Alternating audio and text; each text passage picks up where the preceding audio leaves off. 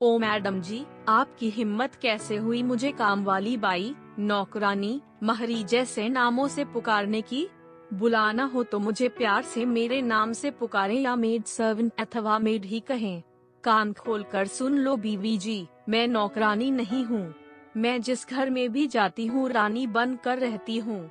नौकरानी तो मुझे कोई कह ही नहीं सकता। नौकरी को तो मैं अपनी जूती की नोक पर रखती हूँ। जब मन चाहे ऐसी दो टकियां नौकरी को ठोकर मार कर चल देती हूँ। गरज तो आपको है मेरी, मुझे नौकरी के लाले नहीं पड़े हैं। बहुतेरी नौकरियां मेरी राह में बिछी हैं। एक घर छोड़ू तो 10 घर मुझे हाथों हाथ झेल लेंगे। रखना हो तो रखो, नहीं तो मैं तो चली। एक बात अच्छी तरह समझ लो बीवी जी, काम तो मैं अपनी शर्तों पर करती हूँ। अगर आपको मुझे काम पर रखना है तो टाइम की पाबंदी का कोई नाटक नहीं चलेगा। मैं आपके साहब की तरह ऑफिस में काम नहीं करती हूँ जहाँ समय पर पहुँचना जरूरी होता है। मैं तो आराम से अपने घर के काम निपटा कर सज धज कर काम पर पहुँचती हूँ, इसलिए टाइम को लेकर मुझसे झिक करने का नहीं। समझिए आप। एक और जरूरी बात, मेरे पास अपना मोबाइल है। मैं अपने मोबाइल से किसी से भी कितनी भी देर, कभी भी, कैसी भी बातें करूं। आपको कोई ऐतराज करने का हक नहीं कि काम पड़ा है और न जाने इतनी देर से किससे बतिया रही है। यह भी जान लो, मुझे जब भी जितनी भी बार चाय की तलब लगे मुझे कड़क, मीठी, स्पेशल चाय चाहिए। उसके बगैर तो मेरे हाथ पैर ही नहीं चलते। चाय के लिए आप मुझे रोकेंगी टोकेंगी नहीं। और हाँ मेम साहब, यह तो बताना मैं भूल ही गई हूँ कि दोपहर को मुझे टीवी पर अपने पसंदीदा सीरियल भी देखने होते हैं। यदि मैं फुल स्पीड पर पंखा चलाकर सीरियल या मूवी देखूं तो यह आपकी आंखों में खटकना नहीं चाहिए। यह भी तो सोचिए, टीवी पर आने वाले विज्ञापनों ने मेरी जनरल नॉलेज में कितनी वृद्धि की है। मैंने उन्हीं से जाना है कि किस बर्तन साफ करने वाले पाउडर में 100 नींबुओं की शक्ति है और किस डिटर्जेंट में 10 हाथों की धुलाई का दम है। ये सारे विज्ञापन हम जैसी मेड सर्वेंट के लिए ही तो बने हैं, ताकि हमें मेहनत कम करनी पड़े और हाथ मुलायम बने रहें। मैं कहूँ उसके पहले ही आपको ये सब चीजें बाजार से लाकर रखनी होंगी। मैडम जी, पहले ही बता देना, आपके सास ससुर तो आपके साथ आकर नहीं रहते हैं। मैं ऐसे घरों में काम नहीं लेती हूँ जहाँ बूढ़े सास ससुर भी साथ रहते हों। जितनी देर काम करो उतनी देर फुसट बुढ़िया डंडा लिए सिर पर ही सवार रहती है कि यह कर, वह कर, यह क्यों नहीं किया, वह क्यों नहीं किया।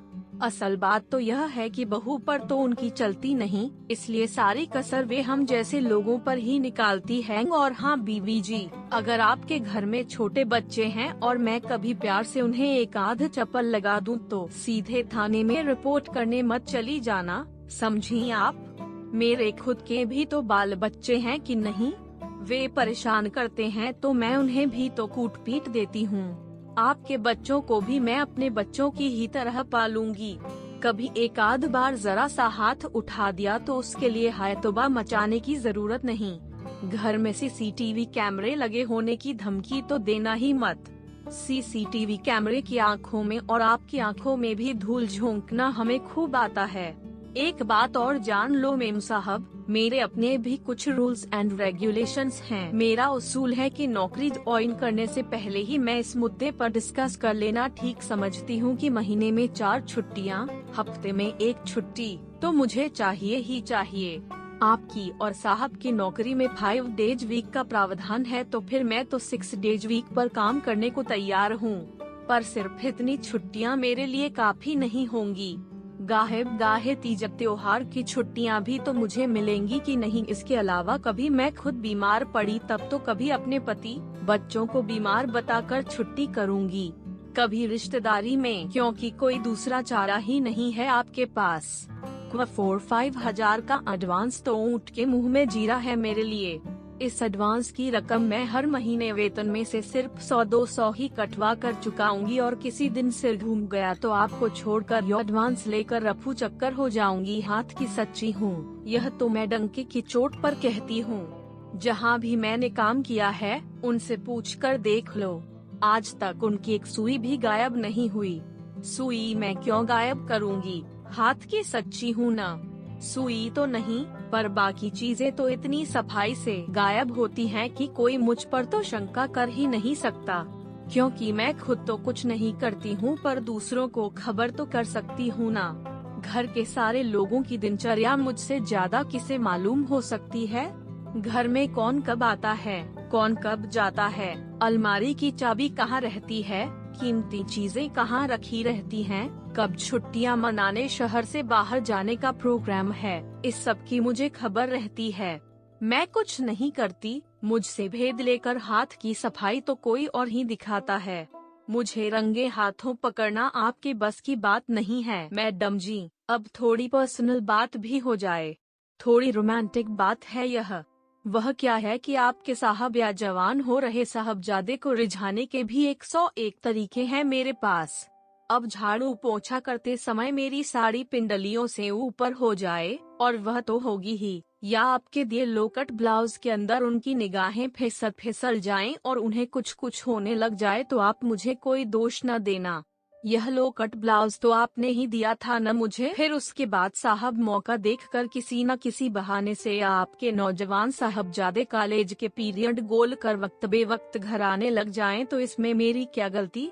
साहब या साहबजादे आपसे छिपा कर थोड़ी बहुत बख्शीश मुझे दे दे तो आपको ऐतराज नहीं होना चाहिए। वैसे ऐसी बातों की मैं आपको कानों कान खबर होने दूं तब न बीवी जी। एक मजेदार बात तो आपको मालूम ही नहीं।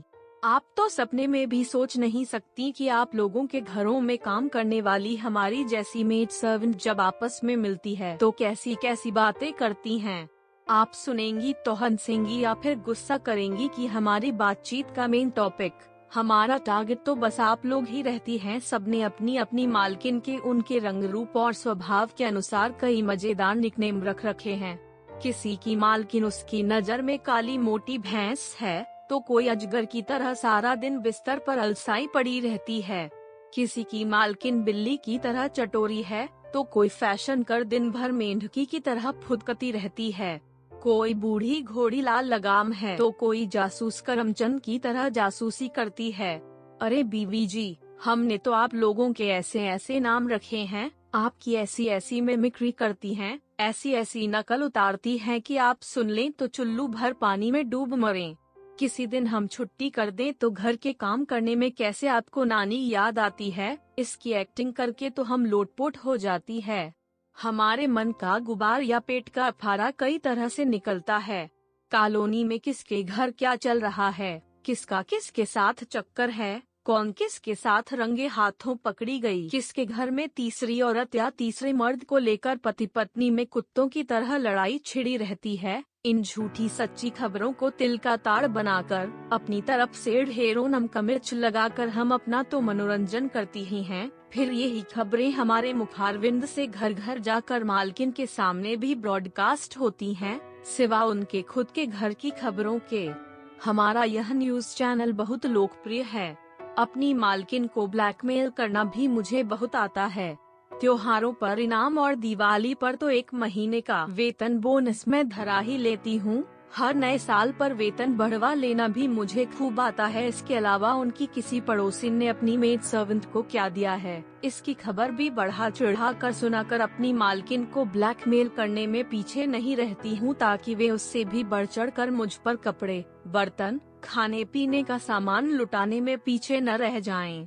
अंत में मैं स्पष्ट कर दूं, चाहे तो इसे धमकी भी समझ सकती हैं, कि हम घरेलू काम वाली मेड सर्वेंट ने अपनी यूनियन भी बना रखी है, जिसकी मैं अध्यक्ष हूँ। हम सबकी मंथली मीटिंग होती है, जिसमें हम अपने वेतन, छुट्टियों, काम के घंटों आदि पर कंट्रोल रखती हैं।